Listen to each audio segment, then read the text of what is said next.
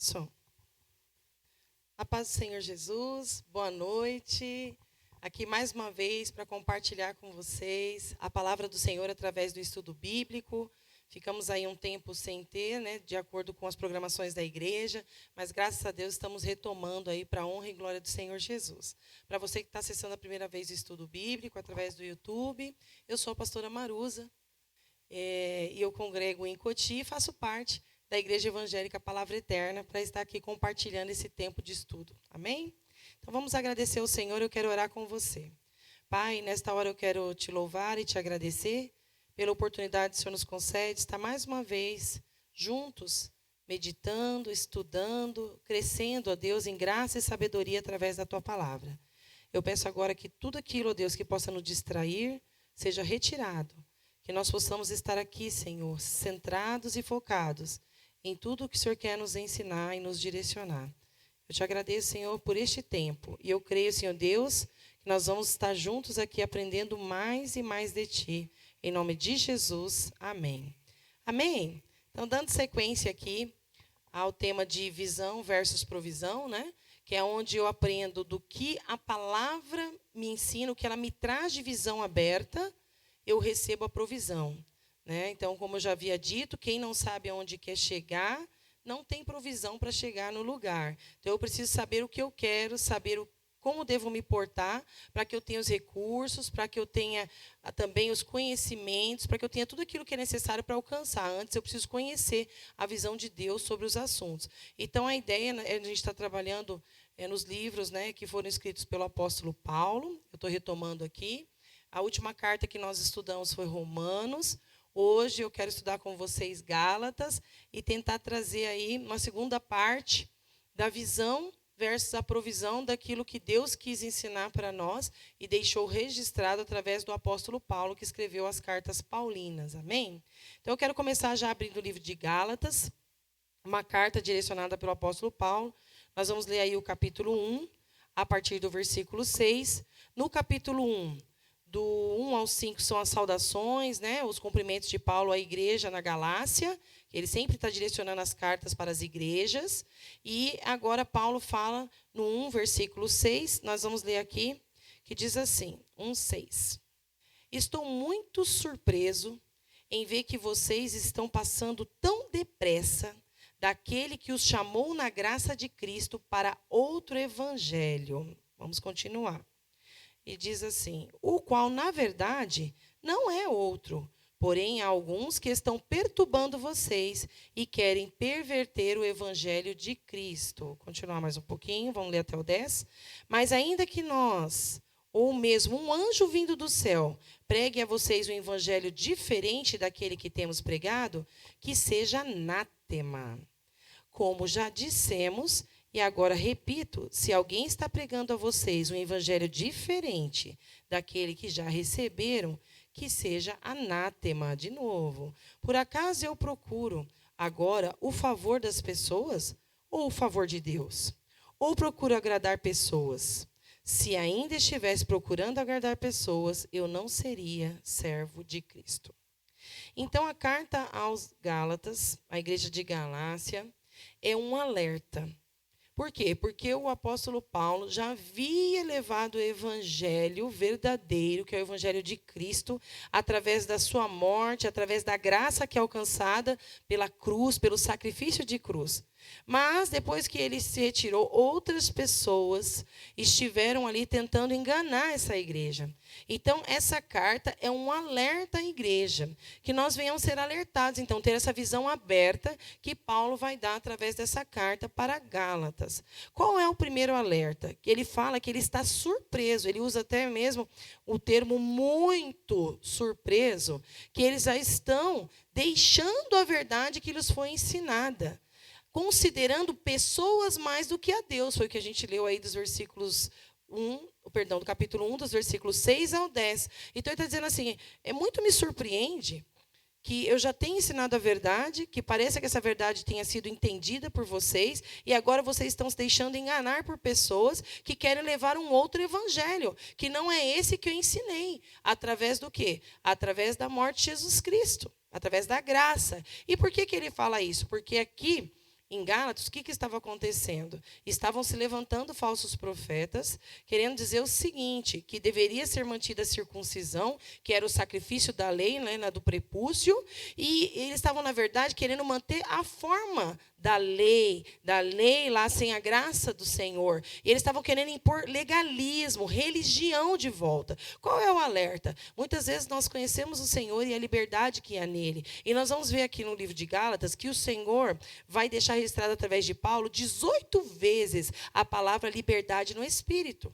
Que aqueles que servem ao Senhor Jesus, a primeira visão que ele quer nos dar, não pode se deixar enganar por profetas que querem te prender embaixo de legalismo, embaixo de leis que não concominam mais com os pensamentos daqueles que servem ao Senhor Jesus. Não são formas e leis, legalismo de religião que nos leva a Deus. O que nos leva a Deus é a graça salvadora do nosso Senhor Jesus Cristo. Não tem nada que nós possamos fazer pelas obras que nos leve. Então, essa é a lição principal, é a gente entender que há uma liberdade em Cristo, né? E o texto-chave que nós vamos abrir depois, em Gálatas 5, nós vamos falar o que é essa liberdade em Cristo na prática real do cristianismo. Mas ainda, dando continuidade aqui, então a primeira coisa que ele explica para nós é o motivo por que ele escreveu a carta. Porque Gálatas estava se desviando da verdade do evangelho e recebendo outro tipo de evangelho, que não era aquele que nós aprendemos através da graça do Senhor Jesus. Era um evangelho de legalismo, de lei, de formatos e não de essência cristã. Muito bem. E aí, se nós seguimos aí, eu gostaria que abrisse o versículo 11, vou ler do 11 até o 16. Ele diz assim: mas eu informo a vocês, irmãos, que o evangelho por mim anunciado não é mensagem humana. Olha só.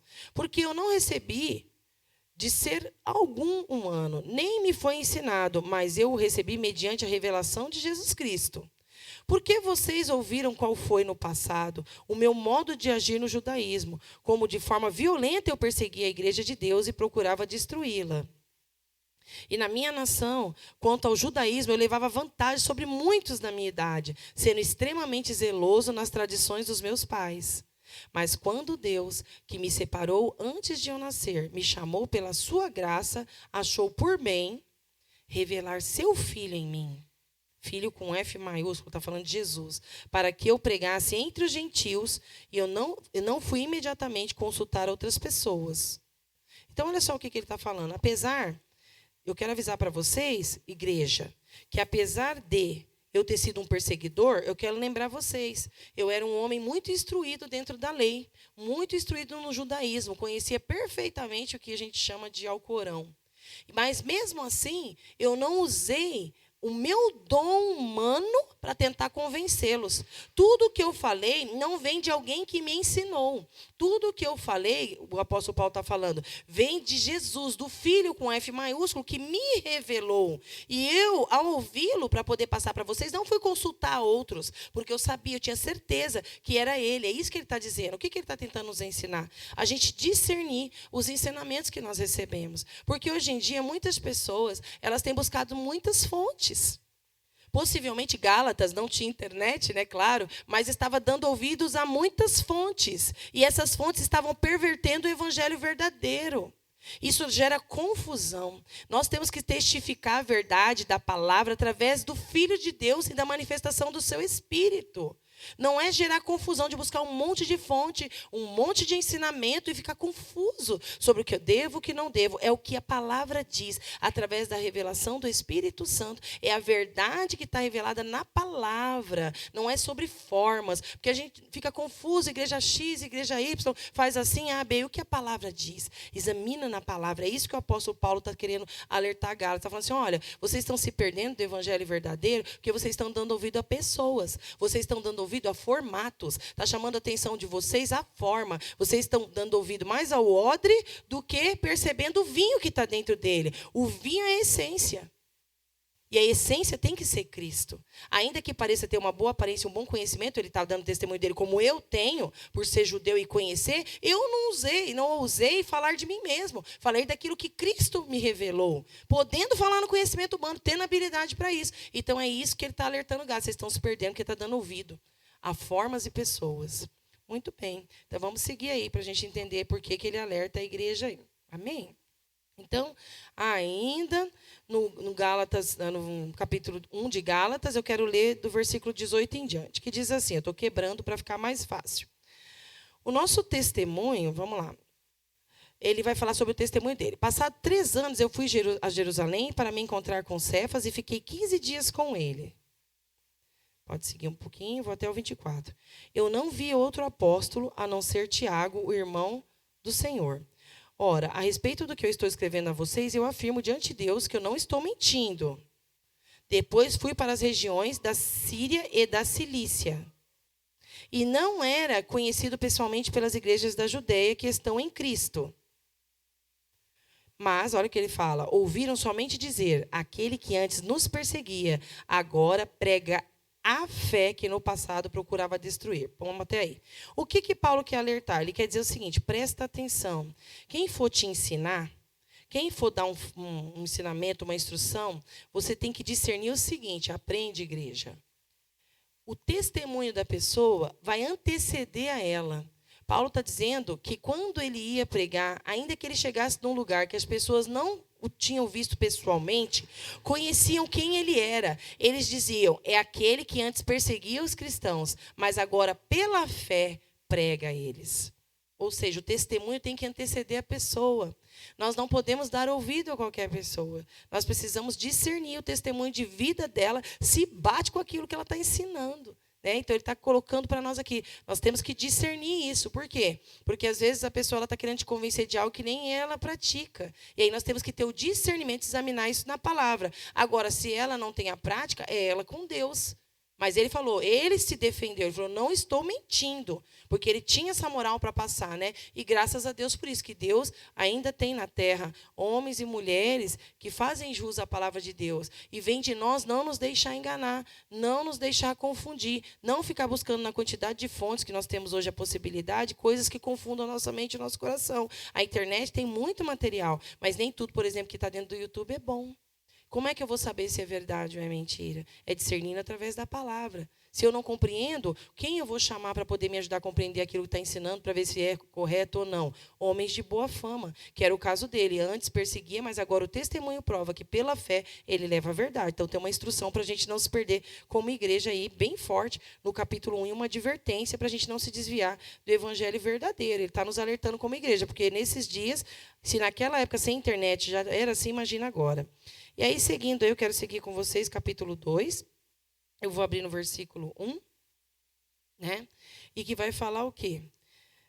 Sobreviver sob expectativas dos outros. Ele fala assim, 14 anos depois, o apóstolo Paulo está falando, fui outra vez a Jerusalém com Barnabé. Então, ele está citando uma viagem que ele fez com Barnabé. Levando também Tito, né? Fui em obediência a uma revelação. Então, ele falou assim, até para eu voltar a um lugar para pregar, eu fui em obediência a uma revelação, algo que Deus colocou no coração dele, não era desejo humano. E ele disse, e lhes apresentei o evangelho que prego entre os gentios. Ele pregou aos judeus o mesmo evangelho que ele prega àqueles que eram gentios, né, que não eram do povo hebreu. Mas fiz isso, em particular, aos que pareciam de maior influência. Então, Deus mandou ele com uma missão, falar com homens fluentes, homens poderosos, para não correr ou ter corrido em vão. Vou explicar. Mas nem mesmo Tito, que estava comigo, sendo grego, foi obrigado a submeter-se à circuncisão. E isso surgiu por causa dos falsos irmãos, olha só, falsos irmãos, que se haviam infiltrado para espreitar a liberdade que temos em Cristo Jesus e nos reduzir à escravidão. A esses não nos submetemos por um instante sequer, para que a verdade do evangelho permanecesse entre vocês. Então, até aqui. Olha o que o apóstolo Paulo está falando. Quando ele retornou a pregar em Jerusalém, 14 anos após já ter ido a primeira vez pregar, ele foi por uma missão específica que Deus mandou. Deus mandou ele pregar para homens fluentes, sabe? Homens estudiosos, homens que tinham uma posição. E por quê? Porque no meio desses homens estavam se levantando falsos irmãos, influenciando os cristãos a fazer o quê? Voltar às práticas da circuncisão, voltar atrás naquilo que foi ensinado sobre o sacrifício de Jesus. Entender que as suas obras poderiam te justificar. E aí ele diz, e eu não fiz nem Tito, que estava comigo aqui dos mais novos, né, que estava sendo ali trabalhado pelo apóstolo Paulo, também passar pelo processo de circuncisão. Ou seja, ele aboliu esse processo que estava voltado para uma lei que tinha sido colocada no passado e não estava embaixo da graça. E ele fala assim, por que eu não me submeti? Eu poderia ter me submetido por medo, porque eu estava pregando para homens poderosos, fazer o que eles queriam, porque eles estavam exercendo influência sobre a igreja, mas eu fui firme e dei exemplo aos mais novos. Então, o que ele quer dizer? Que mesmo que sejam pessoas influentes, de repente pessoas no poder do nosso país, né, que falem coisas relacionadas à nossa questão cristã, de servir ao Senhor Jesus, nós devemos examinar. Você não deve acatar porque é uma pessoa famosa, você sempre tem que examinar a Escritura. Ele fala, eu não me submeti, porque eu conheço a verdade. Eu fui com uma missão, falar para pessoas influentes. Esses, dentro deles, se levantaram falsos irmãos. Mas eu não me submeti. Por quê? Porque ele examinava dentro da verdade da palavra. Então, ele tem mais um alerta para a gente. Então, ele poderia dizer, eles tinham expectativa que eu fizesse como eles quisessem. Agradasse eles, porque, de repente, ia entrar uma arrecadação melhor para a igreja, um benefício no governo, uma possibilidade. O que ele está dizendo? Que verdadeiros cristãos não vão em cima de expectativas humanas. Trabalha em cima de revelação divina. Ainda que você frustre expectativas humanas de pessoas que poderiam somar no reino. Mas a verdade tem que ser pregada. E nós não devemos negar a verdade, seja por qual motivo for. Nem por interesse próprio, nem por interesse coletivo. Mas vai fazer bem para a igreja. Então, vou por essa linha de raciocínio, porque a pessoa tem influência, e se eu não pregar assim, a pessoa pode sair, pode achar ruim eu falar essa verdade. Se é a verdade que liberta, tem que ser falada.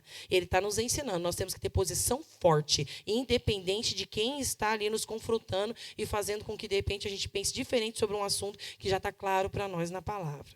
Amém? É um outro alerta para a gente ser uma igreja que prevalece, né, que tem visão do que deve ser feito. Ok. Ainda continuando, eu quero abrir ainda em Gálatas, e está no capítulo 2, do versículo 15, eu vou ler do 15 ao 21. Ele vai falar por quê que nós não devemos nos prender a pessoas, a expectativas humanas, né, nem a falsos ensinos. Ele fala aqui, nós, judeus por natureza e não pecadores dentre os gentis, sabendo, contudo, que o homem não é justificado por obras da lei, e sim mediante a fé em Jesus Cristo, também temos crido em Cristo Jesus, para que fôssemos justificados pela fé em Cristo, e não por obras da lei. Pois, por obras da lei, ninguém será justificado. Então, eu já havia falado isso em Romanos, mas eu volto aqui a falar de novo. O apóstolo Paulo está aqui dizendo de novo. Presta atenção. Por que você não vai se preocupar em atender a expectativa humana? Por que você não vai se deixar prender em formas legalistas? Porque quem justifica, mais uma vez ele lembra, é a nossa fé em Cristo Jesus. Não há nada que possa nos justificar. Não importa o quanto eu seja politicamente correto. O que me justifica é o sacrifício de Jesus. Eu tenho sim que continuar sendo correto, porque quando eu acabo revogando esse sacrifício de Jesus, agindo uma vida de pecado, agindo uma vida de mentira, o que eu estou fazendo? Estou querendo crucificar Jesus de novo e banalizando o sacrifício dele e perdendo a minha salvação, porque a salvação é uma manutenção dia após dia. Mas ele diz que o fato de eu ser correto não me justifica se isso for feito de forma legalista. Se eu oro porque é uma obrigação, se eu vou à igreja porque é uma obrigação, eu não sinto no meu coração realmente um relacionamento íntimo com Deus que me leve a fazer com gratidão no coração, o que vai acontecer? Eu estou embaixo de um formato. E é isso que ele está nos alertando. Não é pelo formato. Não tem nada que você faça que possa te levar mais perto de Deus. É pela fé genuína. Eu sirvo porque eu creio que Ele existe. Eu sirvo porque eu creio na revelação da Tua palavra, naquilo que Ele me ensinou. Então, Ele está alertando novamente a gente como cristão. Por que você tem servido? Por que você tem seguido como igreja? Quais são as motivações? Porque se nós tivermos motivação em pessoa, o que vai acontecer? Nós vamos nos frustrar. Porque pessoas falham, mas a palavra não falha. Amém? Então, vamos seguir. Gálatas 3, eu vou ler no versículo 1, já estou aí no capítulo 3. Ele fala o seguinte, que quando a gente tiver dúvida, a gente apela para as nossas próprias experiências. Eu vou ler aqui, Gálatas 3, 1. Pode colocar aí, você colocou. Diz assim, ó Gálatas insensatos. Ele está dando outro alerta. Primeiro ele fala lá no capítulo 1 que ele está surpreso por eles se deixarem enganarem. Agora ele vem de novo. Ó Gálatas insensatos. Quem foi que os enfeitiçou? Não foi diante dos olhos de vocês que Jesus Cristo foi exposto como crucificado? Quero apenas saber isto. Vocês receberam o Espírito com letra maiúscula pelas obras da lei ou pela pregação da fé? Será que vocês são tão insensatos que, tendo começado no Espírito com E maiúsculo, agora querem se aperfeiçoar na carne? Será que vocês sofreram tantas coisas em vão, se é que, na verdade, foram em vão? Aquele que lhes concede o Espírito com uma letra maiúscula é que opera milagres entre vocês. Será que ele o faz pelas obras da lei ou pela pregação da fé?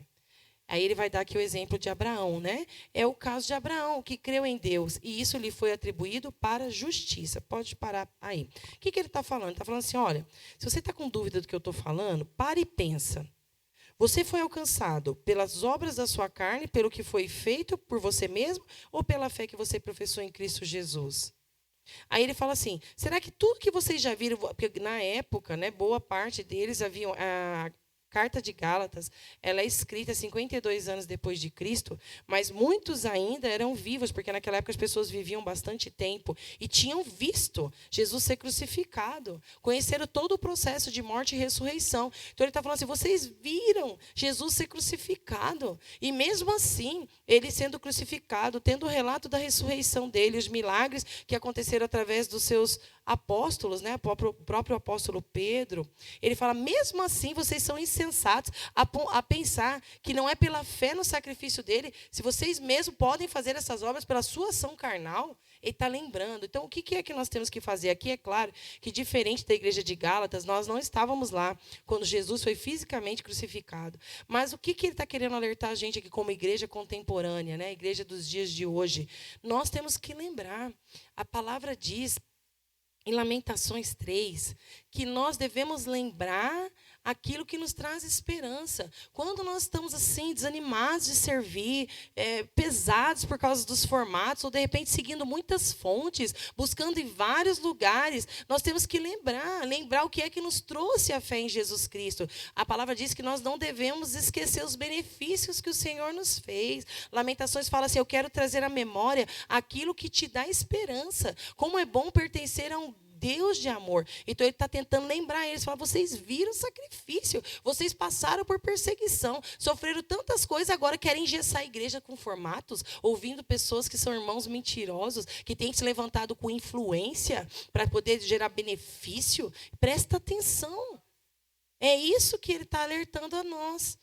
A gente lembrar, porque a igreja, nesses tempos de pandemia, muitas pessoas têm esfriado a fé, têm esquecido de onde foi que o Senhor nos tirou, qual o processo a gente passou. Ele fala, será que é em vão? Foi isso que a pastora leu.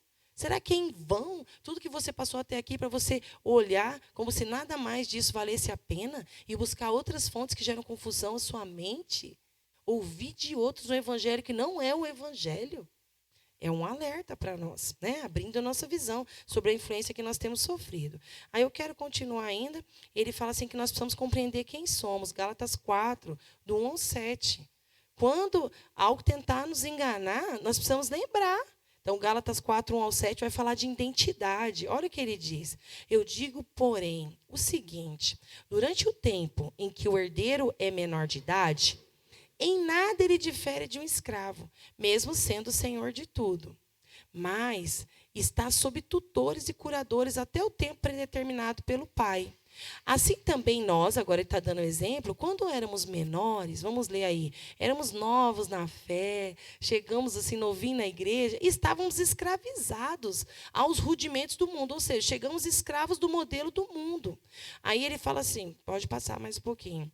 Mas, quando chegou a plenitude do tempo, ou seja, a vinda, né, da manifestação de Jesus Cristo em nossas vidas, Deus enviou o seu Filho, nascido de mulher, nascido sob a lei, pode continuar, vou ler até o 7, para resgatar os que estavam sob a lei, a fim de que recebêssemos o quê? A adoção de filhos.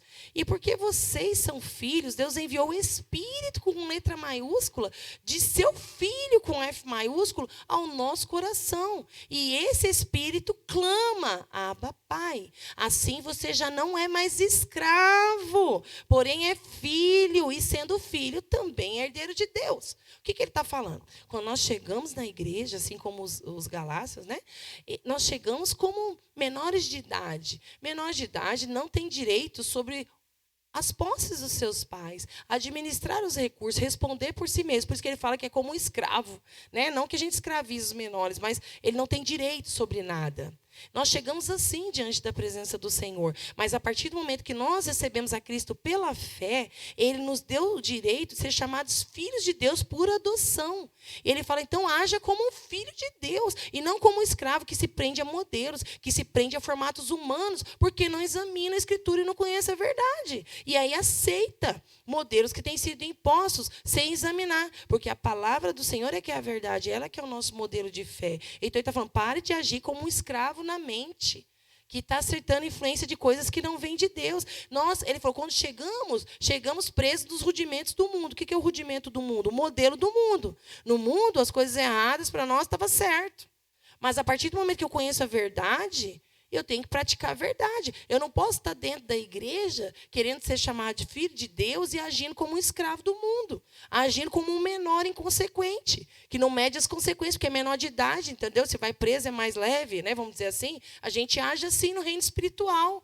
Né? E também muitos de nós não buscamos amadurecer através da Escritura. A palavra é a verdade. Se eu tenho dificuldade, eu tenho que buscar. Por que você está assistindo agora? Porque o estudo bíblico abre a nossa mente para a verdade da Escritura. Se eu não conheço a verdade, eu vou continuar sendo enganado, andando no rudimento do mundo, escravo, como um de menor inconsequente. E ele está dizendo, não é para isso que Deus nos chamou. Ele nos chamou para a gente conhecer toda a verdade revelada através de Deus Pai, quando Ele envia o seu Filho para que nós venhamos ser adotivos, né? Filhos por adoção. E não só filhos por adoção, viemos herdar o reino, somos co-herdeiros pela fé de tudo que Jesus conquistou, o reino de Deus para nós. Então, ele está lembrando a gente, pare de viver no modelo lá.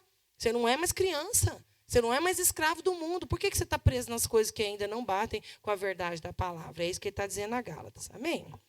E, ok, vamos continuar.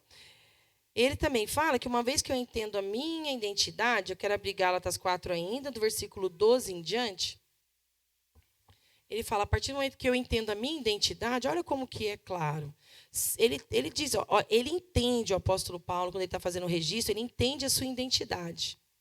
Por isso que ele pode dizer desta maneira como ele diz. Nós precisamos compreender a nossa identidade. Olha o que ele fala, sejam como eu sou. Aí ele fala, por quê? Porque também eu sou como vocês. Isto é o que lhe peço, irmãos. Vocês não me ofenderam em nada. Então ele passa. E vocês sabem que eu lhes preguei o evangelho a primeira vez por causa de uma enfermidade, que ele conta o testemunho dele, que ele ficou cego, né? Pode passar. E por mais que a minha enfermidade na carne lhes tenha sido uma provação, vocês não me trataram com desprezo nem desgosto. Pelo contrário, me receberam como anjo de Deus, como o próprio Cristo Jesus. Pode passar. O que aconteceu com a felicidade que vocês tinham? Então, o apóstolo Paulo está falando de uma igreja que esfriou aí, né? Porque posso dar testemunho de que, se fosse possível, vocês teriam arrancado os próprios olhos para me dar. Será que por dizer a verdade me tornei inimigo de vocês? O que ele quer dizer aqui? Ele está questionando onde está o primeiro amor.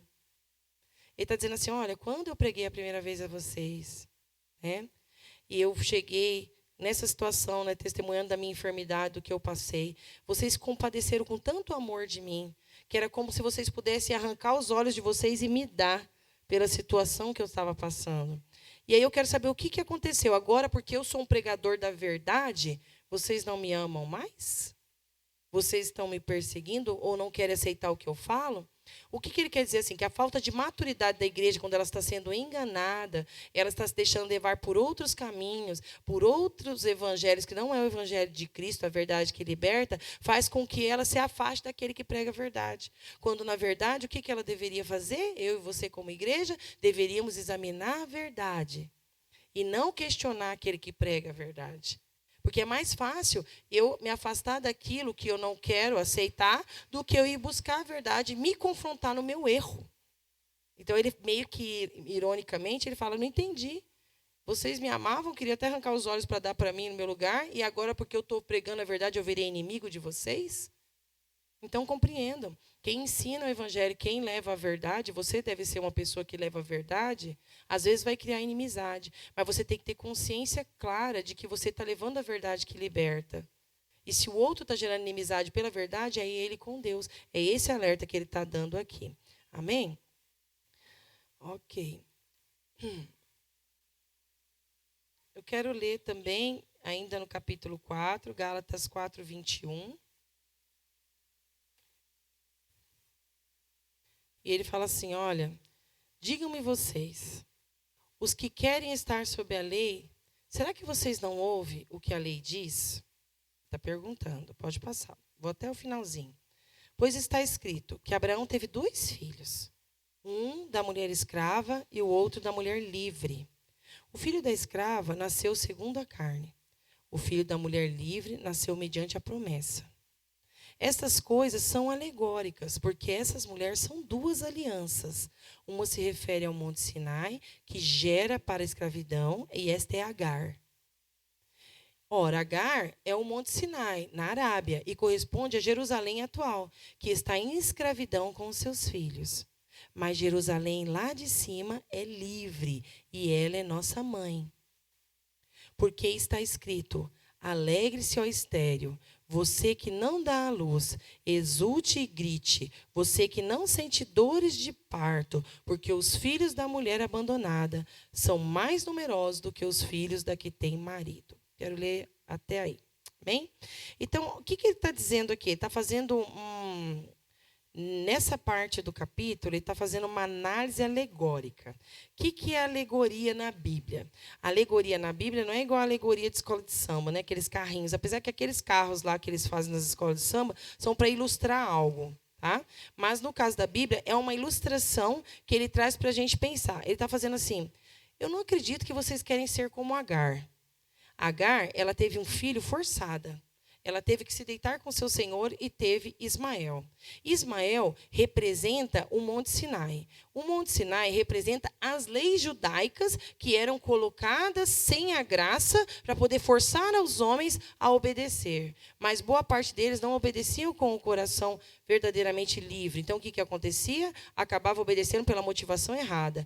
E ele fala, eu não acredito que vocês preferem estar embaixo do jugo, gerar o filho pela própria carne, pelo próprio esforço, achar que vocês são tão bons que vocês podem se auto-santificar, mostrar para os outros que vocês são os melhores pelas obras, pelo formato que vocês dão. Ele fala assim, muito diferente disso é Sara. Sara, na alegoria, representa o quê? Aqueles que geram através da fé. Porque Sara, ela não teve esforço. O único esforço dela e de Abraão foi crer. E é através da fé gerado quem? Isaac. E através de Isaac gerou-se o quê? Multidões de milhares, de milhares, de milhares até hoje. Ele fala, e a Sara, ela representa o quê? A Nova Jerusalém. Ele fala, eu não acredito que vocês querem constituir uma Jerusalém cheia de lei, legalismo e peso em cima das pessoas aqui na terra, se esquecendo da graça pela fé, que é você viver neste mundo como se fosse um embaixador, um passageiro aqui. Não jogue toda a sua força, todo o seu coração neste mundo. Cuide das pessoas, mas pensando que no mundo vindouro, na Nova Jerusalém. Aí vocês querem viver como o quê? Um juiz, julgando as pessoas, sendo religiosos, querendo ser melhor um que o outro, competindo, embaixo de influência humana, como se só houvesse esse mundo, fazendo o passaporte para o próximo. Não, você vive nesse mundo sabendo que você é um passageiro para o outro. O que importa é o quê? É a aliança com a Nova Jerusalém, que aí no caso representa Sara, que gerou o filho pela fé, e Agar, que gerou o filho pela força carnal, que ela teve que servir o Senhor dela. Então ele está dizendo, o que você escolhe? Ser forçado pelos seus formatos ou gerar pela fé na palavra a verdade da sua salvação para a Nova Jerusalém, que é a nova aliança em Cristo Jesus. Então, o que ele está dizendo? Tem gente que gosta de sistema religioso, que quer viver embaixo do sistema religioso. Não, o que a palavra diz é o que nós vamos seguir. A nossa religião, na verdade, a Bíblia fala que a única coisa que deve ser considerada religião em amor, né? Não a religião de sugar as pessoas, é o quê? Você cuidar dos órfãos e das viúvas. O restante, eu não venho à igreja por religião. Eu venho à igreja porque eu venho celebrar o que Cristo é na minha vida. Eu não oro por religião. Eu oro porque eu quero ouvir o coração de Deus em mim e ter força para prosseguir como o ar que eu respiro. Eu não leio a palavra por religião, porque o outro manda. Eu leio porque a palavra é um guia, um manual de fé e de prática. Eu não posso andar nessa vida sem saber o que eu tenho que fazer. Ela é o manual da minha vida. Sem ela, eu estou perdida. É isso que ele está dizendo. Não, agora eu prefiro seguir um modelo. Vista-se assim, coma assado, faça cozido, e achar que isso é salvação, ao invés de mudar o meu coração para seguir aquilo que é a verdade que Deus ensina. Está focando muito a gente buscar na palavra. Amém? Ok. Ainda Dentro desse contexto, eu quero abrir Gálatas 5:16. Eu vou seguindo capítulo por capítulo, vamos dessecando todos os capítulos aí de Gálatas 5:16, que diz assim: Eu digo, porém, o seguinte: vivam no Espírito, com letra maiúscula, e vocês jamais satisfarão os desejos da carne. Porque a carne, ela luta contra o Espírito. E o Espírito luta contra a carne. Porque são opostos em si mesmo, para que vocês não façam o que querem. Mas, se são guiados pelo Espírito, com letra maiúscula, vocês não estão debaixo da lei. Ora, as obras da carne são conhecidas. É o que ele está falando. Quem vive no Espírito, quem vive em direção da palavra, não pratica o quê? Imoralidade sexual, impureza, a libertinagem, pode passar, a idolatria, a feitiçaria, as inimizades. Você está de inimizade com alguém? Não está falando com alguém? Bloqueou? As rixas, os ciúmes. Você acha que o outro não merece, que você que tinha que ter? As iras, está sempre bravo, nunca tá bom. As discórdias, semeia a fofoca. As divisões, as facções. Ele fala, olha, invejas bebedeiras, né? A pastora já falou muito sobre bebida alcoólica, né? Mas quem já assistiu aí, né, hashtag fica a dica, né, tá aqui de novo falando sobre as bebedeiras, as orgias, que são as práticas sexuais, né? Não somente a prática de você ter contato físico, a internet está aí, a pornografia está aí escrachada, né? A possibilidade da masturbação, os fetiches, né? Aquilo que eu sigo e coisas semelhantes a essa. O que ele fala? Se você diz que vive no Espírito, que você está dentro da igreja fazendo tudo certinho, mas você entra nessas práticas, eu declaro a vocês, como antes eu já preveni, que os que praticam tais coisas é imperativo o que ele está falando. Imperativo é certo que vai acontecer. Não herdarão o reino de Deus com letra maiúscula, porque o nosso reino não deve ser o foco da terra, não é sobre liderar a igreja na terra, não é sobre ter posições dentro da igreja. Deus pode até dar, mas esse não é o seu foco, não deve ser o meu foco.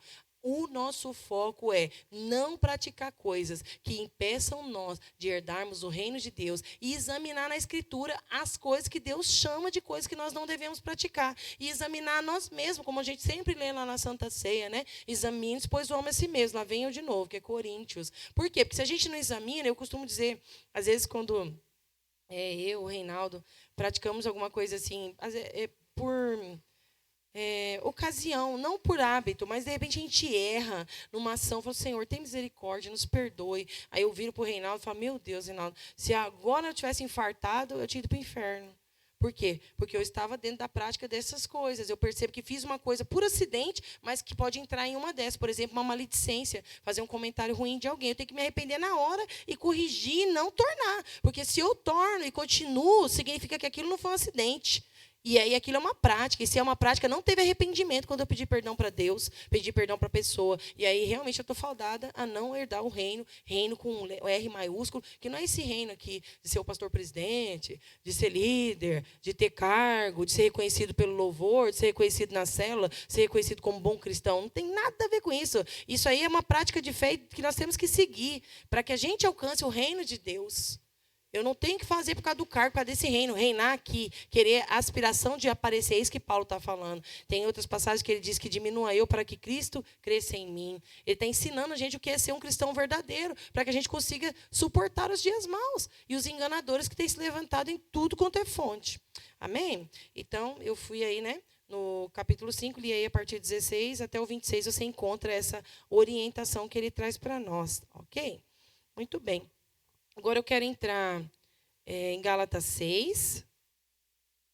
Eu vou ler o versículo 1 com vocês. Vou tentar trazer uma clareza aqui para nós, né? A gente está praticamente encerrando aí os alertas de Paulo na igreja de Gálatas e para nós, como igreja contemporânea. E diz assim, irmãos, se alguém for surpreendido em alguma falta, vocês que são espirituais, restaurem essa pessoa com um espírito de brandura. E que cada um tenha cuidado para que não seja também tentado. Levem as cargas um dos outros, e assim estarão cumprindo a lei de Cristo. Porque se alguém julga ser alguma coisa, não sendo nada, engana a si mesmo. Mas que cada um examine o seu próprio modo de agir, e então terá motivo de gloriar-se unicamente em si e não em outro. porque cada um levará o seu próprio fardo. O que ele está dizendo aqui? Não é porque você examinou lá Gálatas 5 e você identificou que, graças a Deus, você não está fazendo nenhuma das práticas que não são fruto do Espírito, que a pastora leu só os frutos da carne, né, que são coisas que nós temos que estar alertas. Não li os frutos do Espírito, mas os frutos do Espírito são bem conhecidos, né? Os frutos não, o fruto. O fruto do Espírito, que é composto por amor, bondade, benignidade, longanimidade, mansidão, paciência, alegria, domínio próprio, né? Perseverança. Então, se nós olharmos para nós e, graças a Deus, acharmos tudo isso, isso não nos dá o direito de julgar o outro. Porque ele diz assim, aquele que você encontrar mais fraco, ser igreja, sabe o que é? Você encontrou que ele é mais fraco? Que ele tem dificuldade? Com palavra de brandura. O que é brandura? Palavra mansa. Orienta ele. É isso que está dizendo Gálatas 6 no início. Orienta ele, ajuda ele a encontrar o caminho. Não ache que você é muita coisa porque você faz o que é correto. Porque você só faz porque você é guiado pelo Espírito. Pela fé que você tem, que você consegue. Sem o Espírito, nós não somos nada, um pedaço de carne jogado. Então, ele está dizendo assim, ajude o mais fraco. Mas como que eu ajudo? Repreendendo, grosso, sabe, com justiça própria, acusando? Não, eu uso a palavra branda. Ele fala, converse com brandura. O tempo todo na igreja, nós vamos encontrar pessoas mais fracas. E graças a Deus que nós estamos lá, podendo estar mais forte. E graças a Deus que no momento que nós estivemos fracos, Deus levantou outro mais forte. Isso é corpo. Isso é coinonia, isso é igreja, é eclésia. É um fortalecendo o outro. Ele está falando, se vocês querem prevalecer, para de ficar preocupado com o formato religioso, preocupado com gente que influencia, e começa a ajudar uns aos outros nas suas fraquezas, mas com o quê? Em amor, em paz, tomando junto, ser discipulado. Cuidado, ele está alertando, é o segredo da igreja que prevalece. É buscar, sim, não praticar a obra da carne. Entender que não é um formato humano que me leva à minha salvação. É buscar ter o fruto do Espírito completinho, manifesta em mim. Porque o Espírito Santo eu tenho, mas muitas vezes eu sufoco ele dentro de mim. E ajudar os outros que são mais fracos, porque um dia nós estivemos lá. E ele fala muito mais, e cuide-se. Cuide-se para você não ser tentado. Porque às vezes você olhando o pecado do outro, você começa a justificar o seu. Ah, mas eu vou fazer porque fulano faz. Eu vou fazer porque eu vi na liderança fulano fazendo. Não tem problema, porque a liderança faz isso, a liderança faz aquilo. Aí ele fala, nesse sentido, cada um dê conta de si mesmo. Foi o que nós lemos aí no versículo 5, né, de Gálatas 6, e no 6. Cada um dê conta de si mesmo. Então, toma cuidado de você olhar para o lado e se perder como igreja, porque você está olhando o que o outro está fazendo, que ele está mais fraco. Aí você quer, ao invés de você puxar para ajudar em amor, não em julgamento, ele para se fortalecer, você vai fazer coisa errada, se justificando no que o outro está fazendo, se deixando tentar a fazer também. Então, há um alerta para nós aí prevalecer como igreja. É a visão que o Senhor está nos abrindo, porque muitas vezes nós, como igreja, não temos as provisões que nós precisamos viver para ser fortalecidos, porque a nossa visão está tampada e nós estamos agindo errado dentro de princípios que o Senhor quer nos ensinar e Paulo tem trazido aqui. Amém? E aí ele fala em Gálatas 6 ainda, eu quero ler do 6 ao 10. Vamos lá. Ele diz o seguinte, mas aquele que está sendo instruído na palavra, compartilhe todas as coisas boas com aquele que o instrui. Não se engane, de Deus não se zomba, pois aquilo que a pessoa semear, isto também colherá. Quem semeia para a sua própria carne, da carne colherá corrupção. Mas quem semeia para o Espírito, do Espírito colherá vida eterna.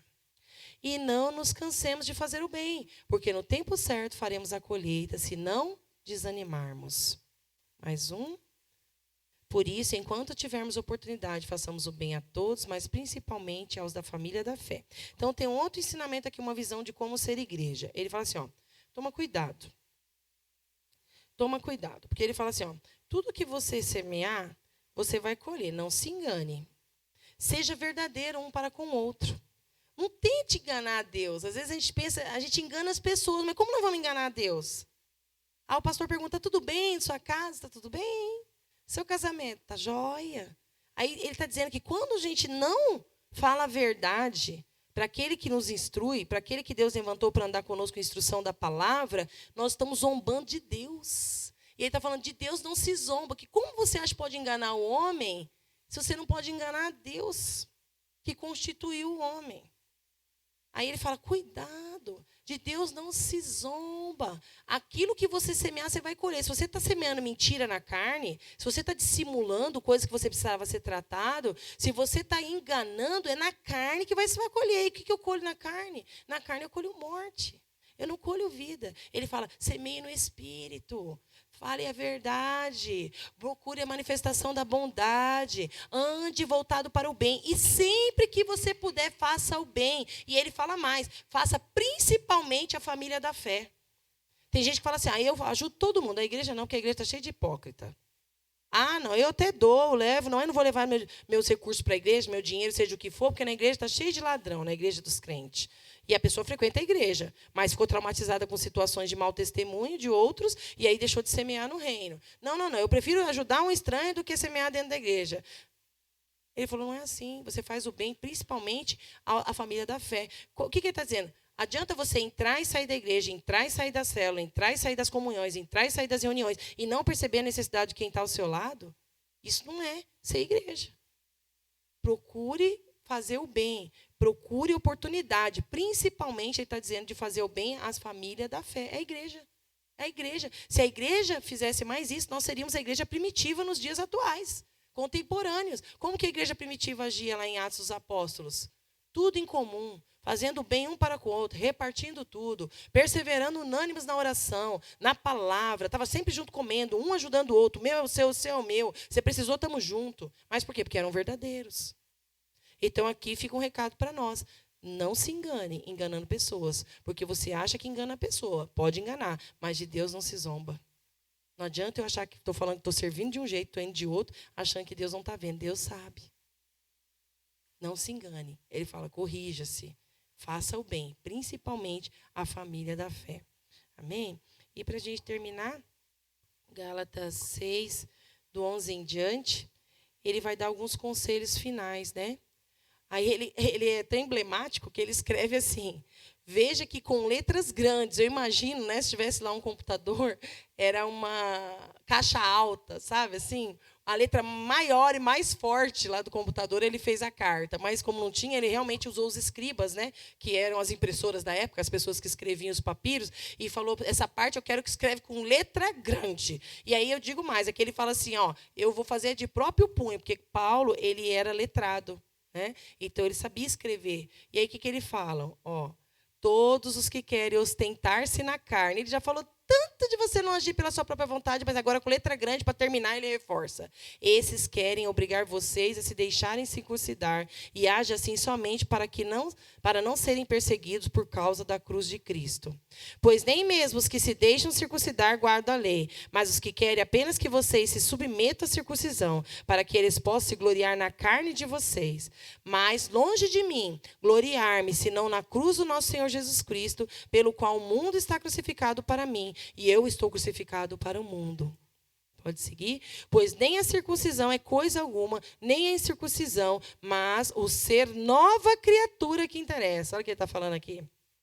E a todos os que andarem em conformidade com esta regra, paz e misericórdia sejam sobre eles e sobre Israel de Deus. Vou até aqui. O que ele está falando? Ele falou o seguinte, para terminar, com letras garrafais. Não se deixe enganar por pessoas que levam modelos como eles levavam na época a circuncisão, na regra da lei do passado sem a graça, dizendo que vocês são justificados se vocês fizerem determinadas coisas. O que nos justifica é a nossa fé. Não tem nada que possa mudar isso. Ele fala, toma cuidado. Eu quero dizer para você, se você continuar servindo pela fé e não pela carne, se você entender o princípio de realmente você fazer as coisas dentro daquilo que Deus te ensinou, pelo chamado da graça do Senhor Jesus Cristo, que não é lei humana, mas é muito longe disso. É a glória que vem através da cruz, daquele que morreu para poder justificar o mundo. Nada que é humano pode justificar. Só há um mediador entre nós e Deus. É Jesus. Então, nunca ache que você está sendo bom demais, que faz você ser justificado para você fazer qualquer coisa que esteja fora do padrão da palavra. Se você acha que você é bom demais, que te justifica fazer coisa que está fora do padrão da palavra, você está errado. E ele diz que aqueles que permanecem na palavra e não tentam se auto-justificar, mas são justificados por aquilo que está na palavra, na prática da palavra, eles permanecerão pela fé, eles receberão paz, misericórdia. Então é isso que nós queremos, que o nosso tempo que nós temos passado como igreja seja regado da paz e da misericórdia do Senhor. Nós sabemos que os dias são maus, que os dias são difíceis, mas o Senhor nos deu uma orientação aqui, como Ele fez com a igreja em Gálatas, de como a gente não perder e não se deixar enganar.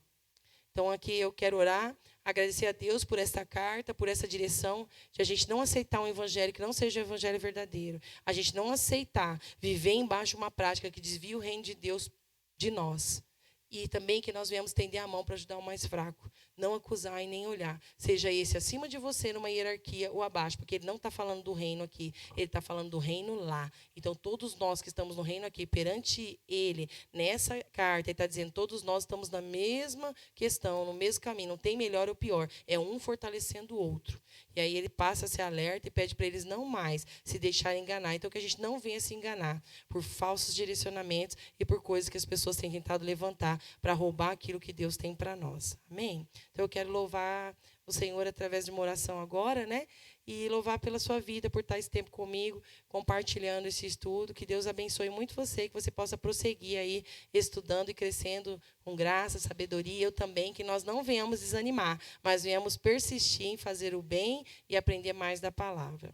Senhor, nesta hora, eu quero te louvar, te agradecer por cada um dos seus filhos, ó Deus, que esteja aqui, Senhor Deus, persistentemente, para aprender mais, Senhor Deus, mais da tua direção para nós como igreja, para compreender, porque muitas vezes áreas da nossa vida não têm avançado, é porque nós não temos tão claras as visões que temos que ter como tua igreja, ó Pai. Mas eu creio, ó Deus, que através dos estudos bíblicos, através da meditação em nossos lares, através de uma busca, Senhor Deus, constante em ti, Senhor, o Senhor está corrigindo as nossas rotas, corrigindo a nossa visão, para que nós venhamos receber toda a provisão que vem do alto. E a principal delas, ó Deus, que é estar com o Senhor na eternidade, sendo nós recolhidos através da morte ou através da vinda do Senhor Jesus. Eu creio, Senhor Deus, que eu estou aqui, Senhor, estudando, ó Deus, com os salvos em Cristo Jesus. E eu profetizo, ó Deus, que eles vão avançar, que a palavra do conhecimento será liberada sobre eles, que o abrir das suas Bíblias será a revelação do Senhor, ó Deus, para a vida deles. Por isso, ó Deus, eu te louvo e te agradeço em nome de Jesus.